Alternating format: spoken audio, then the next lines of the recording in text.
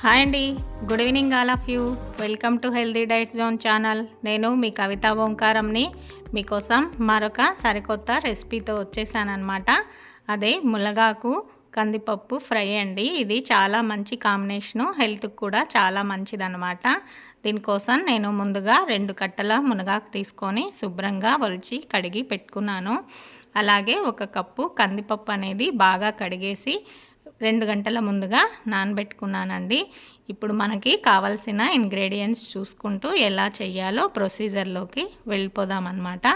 దీనికోసం ముందుగా స్టవ్ మీద ఒక బాండీని పెట్టేసి బాండీ వేడెక్కిన తర్వాత 2 స్పూన్ల ఆయిల్ యాడ్ చేసుకోవాలండి. చాలా ఆరోగ్యానికి మునగాకు మంచిదన్నమాట. ఇది మోకాళ్ళ నొప్పులు, బ్యాక్ పెయిన్ ఉన్న వాళ్ళు తింటే చాలా తొందరగా అవి నయం అవడం అనేది జరుగుతుందన్నమాట. అలాగే ఐరన్ కూడా పుష్కలంగా లభిస్తుంది. ఇప్పుడు నూనె వేడెక్కింది కదా, ఇందులో పోపు దినుసులు యాడ్ చేసుకుందామండి. నేను మీకు ముందుగా చెప్పినట్టు నేను అన్నీ ఆల్రెడీ కలిపి పెట్టుకుంటానన్నమాట. వీటిని యాడ్ చేసి ఇవి చిటపటలాడిన తర్వాత ఇందులో ఒక 2 లేదా 3 ఎండుమిర్చిని తుంచి వేసుకుంటున్నాను. అలాగే ఫ్రెష్ కరివేపాకును కూడా బాగా వాష్ చేసి యాడ్ చేసుకుంటున్నాను అనమాట.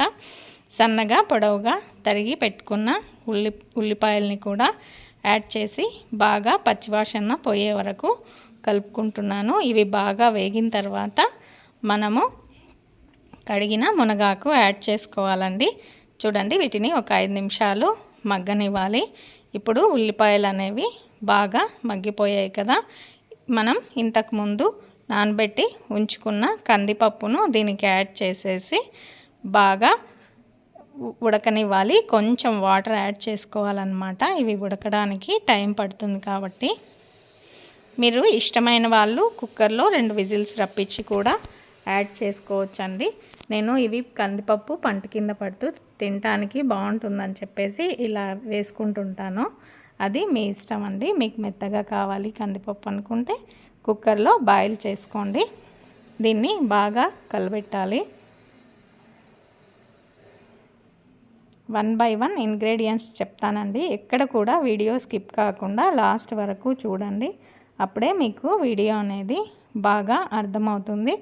ఇప్పుడు కొంచెం కందిపప్పు ఉడుకు పట్టింది కదా, 1 టేబుల్ స్పూన్ లేదా రుచికి సరిపడినంత సాల్ట్ అనేది యాడ్ చేసుకొని దీనికి మూత పెట్టేసి ఒక 10 మినిట్స్ బాయిల్ చేసుకోవాలన్నమాట.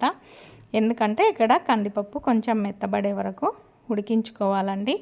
చూడండి, ఇప్పుడు బాగా ఉడుకు పట్టి కందిపప్పు అనేది కొంచెం ఉడికిందనమాట.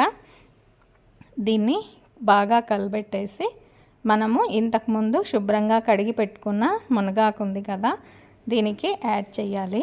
ఈ కందిపప్పు అనేది 1/2 వంతు ఉడికింది కదా, ఇంకొక మిగిలిన భాగం వచ్చేసి ఈ మునగాకుతో పాటు బాయిల్ అయిపోతుందండి. కాబట్టి హ్యాపీగా మునగాకును ఇప్పుడు పెట్టేసుకొని కొంచెం వాటర్ యాడ్ చేసుకొని మూత పెట్టేసుకోవాలండి. లేదు అంటే ఆ వాటర్లో అయినా మగ్గించుకోవచ్చు. పొడి పొడిగా కావాలనుకునే వాళ్ళు అదే వాటర్లో కూడా మగ్గించుకోవచ్చు అన్నమాట. నేను అదే వాటర్లో మగ్గించుకోవటానికి మూత పెట్టేశానండి. మెత్తగా కావాలనుకున్న వాళ్ళు వాటర్ యాడ్ చేసుకోండి. చూడండి, ఇప్పుడు ఇలా మగ్గిపోయిందనమాట. దీన్ని కలబెడుతూ ఉండాలి. నేను ఆల్రెడీ ఇంతకుముందు వీడియోలో చెప్పినట్టు ఇది స్టీల్ బాండీ కాబట్టి త్వరగా అడుగంటుతుందండి. అందుకని చెప్పేసి మధ్య మధ్యలో కలబెట్టుకుంటుంటాను. ఇక్కడ కందిపప్పు గింజలు ఉడికాయ చూడండి, బాగా మెత్తగా అనేది తెలుస్తూ ఉంది. ఇప్పుడు మనము దీంట్లో వేసే పొడి గురించి ఎలా తయారు చేయాలో తెలుసుకుందామండి. దీనికోసం ముందుగా ఒక మిక్సీ జార్ని తీసుకొని ఎండు కొబ్బరిని చిన్న ముక్కలుగా కట్ చేసి పెట్టుకోవాలి. అలాగే ఒక 1/2 కప్పు పప్పులు, ఎండుమిర్చి, ఒలిచిన వెల్లుల్లి రెబ్బలు, కొద్దిగా జీలకర్ర యాడ్ చేసి వీటిని ఫైన్ పేస్ట్ లాగా మిక్సీ పట్టుకోవాలన్నమాట. ఇప్పుడు పూర్తిగా కందిపప్పులో మునగాకు ఫ్రైలో అనేది తేమ అంతా పోయిందండి. దీన్ని బాగా కలబెట్టేసి ఈ తేమ అంతా అడుగంటిన తర్వాత మనం ఇంతకుముందు తయారు చేసి పెట్టుకున్న పొడి ఉంది కదండి, ఆ పొడిని దీనికి యాడ్ చేసుకోవాలి. యాడ్ చేసుకొని బాగా కలబెట్టాలన్నమాట. ఈ పొడిని ఏ ఫ్రైలలో అయినా వాడుకోవచ్చండి. చాలా టేస్టీగా ఉంటుంది. రసము కర్రీ ఈ ఫ్రై కాంబినేషన్తోనే మనం మొత్తము భోజనం అంతా చేసేయచ్చు అన్నమాట ఈ పొడి అనేది ఉంటే. చూడండి, ఇప్పుడు దీన్ని బాగా కలబెట్టుకుంటున్నాను. దీన్ని రైస్ లెక్క కానీ చపాతీ లెక్క కానీ దేంట్లోకైనా సర్వ్ చేస్తే చాలా బాగుంటుందండి. మరి ఇంకెందుకు ఆలస్యం, మీరు కూడా ట్రై చేసి ఎలా ఉందో కామెంట్ బాక్స్లో పోస్ట్ చేయడం మర్చిపోవద్దండి. Thank you for watching. మరొక వీడియోతో మళ్ళీ కలుసుకుందాం.